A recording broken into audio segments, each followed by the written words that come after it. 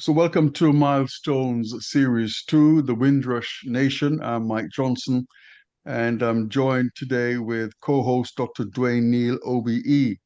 Milestones is the podcast that has been reviewing the significant contributions made in the UK Black community since 1948. In this second series, The Windrush Nation, we're taking an inclusive approach by expanding the guest list to include contributions made by people whose heritage is from the Caribbean, Africa, and Black British people with a dual heritage. Okay. And Mike, it's wonderful to be teamed up with you again on the Milestone series. I have to say that this series is very close to my heart because it's about our story, it's about our community, and as you've rightfully said already, it's about the Windrush Nation. And this series, of course, for us, highlights a number of key areas where contributors and big hitters in our community have been contributing. Today, of course, we're going to be focusing on those in the STEM areas. But just to give viewers a sense of where we're likely to go across the series, we'll be looking at politics and sport, we'll be looking at media, and of course, the good and the great. And my particular favorite, we'll be looking at some of the geniuses in our community. And we'll go on to be talking about the business, big hitters and philanthropists. So those are just some of the areas. We've got more than 10 areas that we will touch on. But it is my great pleasure also to just briefly introduce our two guest contributors. Both of them are good friends of mine. Rudy Page, who runs his own show, and he's all over the community in a variety of ways. And Rudy, feel free to say a few words by way of your own introduction after this. And Winston Bygraves, Pastor Winston Bygrave is a minister of a number of churches, and I've known Winston for a good number of years. So, gentlemen, welcome. Great to be here, Dwayne. Back on Milestones again. Good to see you, Mike, Winston. Yes, sir. Well, you're across my feed everywhere I go. I'm seeing Rudy Page. I'm seeing. Yes, I've been around a long time. This man, but it's all good. It's all good, mate. It's all good. You're doing a great job. And I think before Winston comes in, just say a little bit about the names of people that we're going to be reviewing. We mentioned Africa. Now, Windrush, instinctively you think Caribbean, but Africa, we're looking at the fact that many people from the African continent came to the UK in the spirit of Windrush. You know, few came first, settled, sent for their children, and so on, and they continued to make, large inroads into the UK. So we wanted to include those as well. And then the people of mixed heritage, they've got maybe a Nigerian and a Jamaican and other, it's all happening, and we need to be inclusive of that in what we're doing. So those are the concepts behind what we're doing with the Milestone, the Windrush Nation. And perhaps one of the first things we could talk about is, what does the Windrush Nation mean to you? But Winston, over to you. Well, thank you, Mike. It's great to be on Milestones today, and great to see you, Rudy, and my good friend Dwayne. As Dwayne said, I'm a Baptist minister. I pastor a church in West Hendon, which is northwest London, but I'm also a regional minister for the London Baptist, and I oversee about 50 churches in the northwest area of London. They cover the boroughs of Brent, Barnet, Enfield, and Hillingdon. And but prior to that, my previous life, I was a teacher. My last role was as a deputy head, again in the northwest London school. And so great to be here, and great to talk about the Windrush generation, as well as I'm glad that you've expanded it to as well the continent of Africa, because in many of our churches, especially in London, our congregation consists of many Nigerians and Ghanaians. In fact, in my own church, my main leaders are Nigerian and Ghanaian young men and young women. So great to be here. and to contribute. Thank you. Fantastic. So picking up on the message that Mike mentioned about being inclusive, we have three professors, would you believe, that we should be talking about in this episode. They're all established in their field of science, technology, engineering, mathematics, known as STEM. And the three professors we'll be talking about are Professor Kevin Fenton, Professor Frank Chinegwundoh, and Professor Richard Orifo. So we've touched on someone of Caribbean background who has contributed loads in the area of STEM. Let me touch on someone who has Nigerian parents, but he was born here and he's developed his expertise and is making his contribution both here and overseas. And that is Professor Frank Chinegwundoh. And Frank is a good friend of mine because he is on our management team and has been now for many, many years. But Frank is a consultant urologist and he's based in London and he specializes in treating prostate cancer and lots of other urological conditions. But more than just that specialism, he's founded a charity known as Cancer Black Care. He's the founder and chairman of it, where it provides an awful lot of information, advice, and guidance to the Black community. In addition to that, Frank is a trustee of Tackle Prostate Cancer. But, you know, his most recent renown is to become a trustee at the British Association of Black Surgeons. It was only founded last year, and most folks will not be aware that such an august organization exists. And the reason it became a real thing is because there are several hundred Black surgeons in the United Kingdom. They're mainly in the health sector, and that's probably why you won't know all their names. But they felt becoming a critical mass was an important thing to do, which is why they came together to form the British Association of Black Surgeons. I can say more about Frank, but let me pause there and invite our guest contributors and Mike to join that conversation about Frank Chinegwundoh. Let me just say something briefly about Frank, because I work with him on the careers events that we have every year. And the thing that strikes me is how an august man like him can just communicate with young boys and young girls as they come around and talk about career plans. And I just think that's really an excellent spirit that we need to have as we pass on to our next generation, that with all the gifts and the skills that we have, we're humble enough as well to encourage the next generation. I think well, as we let me dive about, in there, Mike, just before yes, you I was come going in. to say that just as how we spoke about Kevin Fenton being that trusted messenger, I hope that's the right phrase. You mentioned Rudy. I see Frank in a similar light because his specialities is like a bogeyman to the Black men. Yeah, you know, prostate cancer. They don't want to deal with that sort of stuff. And, you know, and I think, you know, getting a message from someone like that could well be a game changer. Absolutely. Well, you hit the nail on the head in making that point, Mike, because I know through Reach Society, an awful lot of the professional men who have any concerns about that turn to Frank to seek his advice. And I'm not talking about one or two, but, you know, a lot of the folks who are over the age of 40 have sought the advice from Frank Chinegwundoh. But going back to Winston's point about the humility, Frank has the record for providing work experience for young people who are interested in becoming doctors.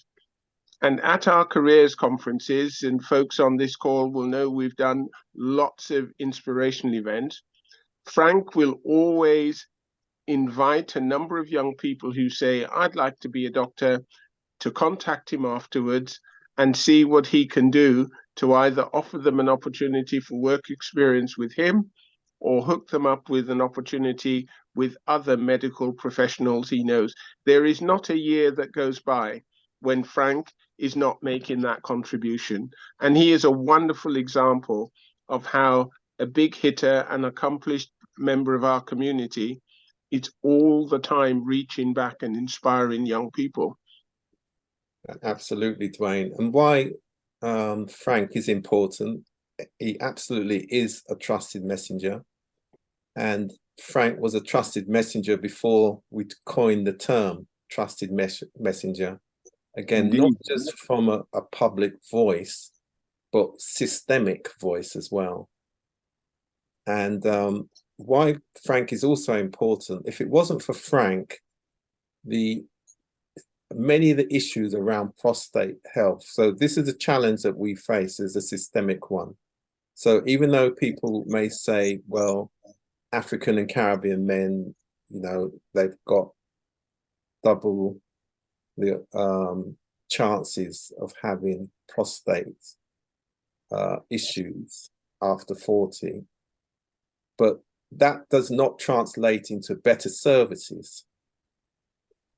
So, so we've needed somebody like Frank who works in the system to continually challenge the provision of services. And a lot of people don't really know that that's what he's been doing for years.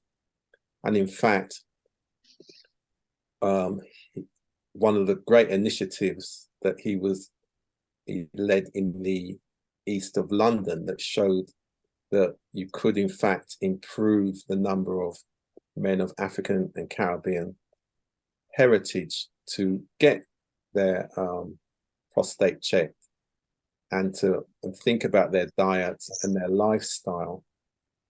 But that project was brought to an end. It wasn't funded.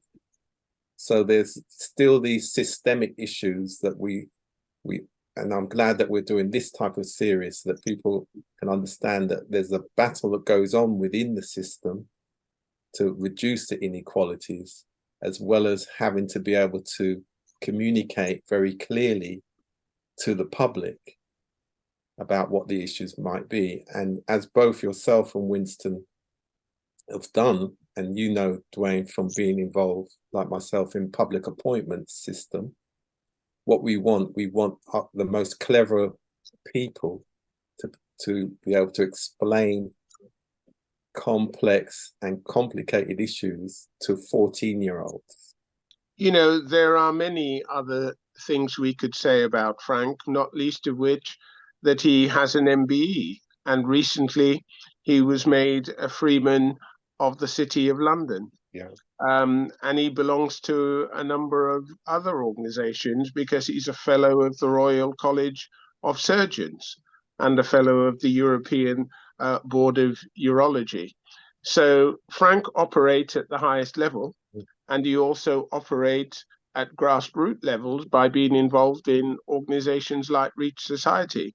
And he is a wonderful example of how wonderfully talented people can serve right across our society.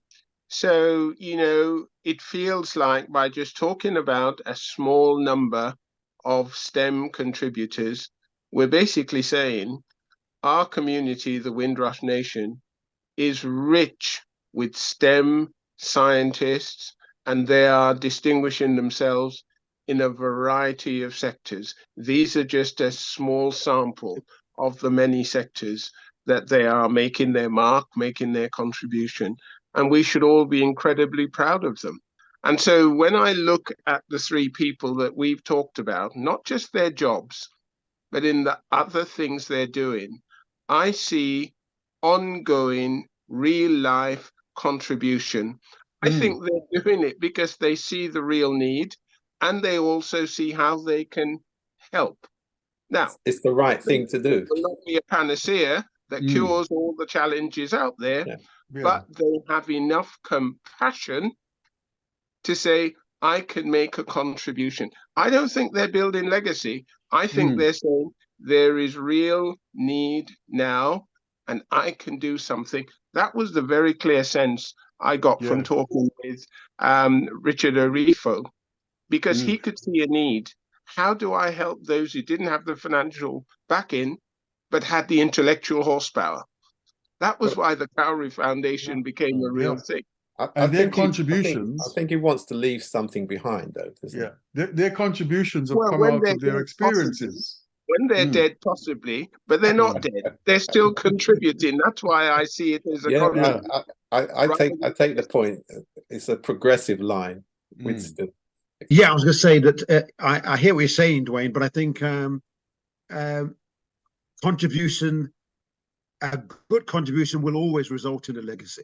I don't think you can separate the two. and to be honest as well, I think if it's a good contribution, it will always result in a legacy. The two are connected. Okay.